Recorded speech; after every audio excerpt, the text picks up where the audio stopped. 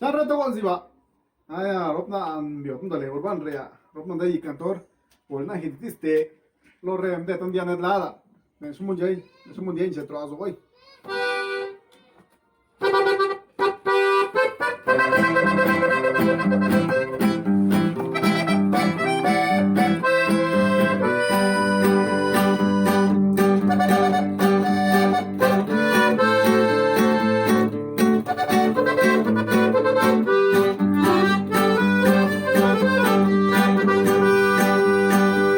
Nabil Zolazo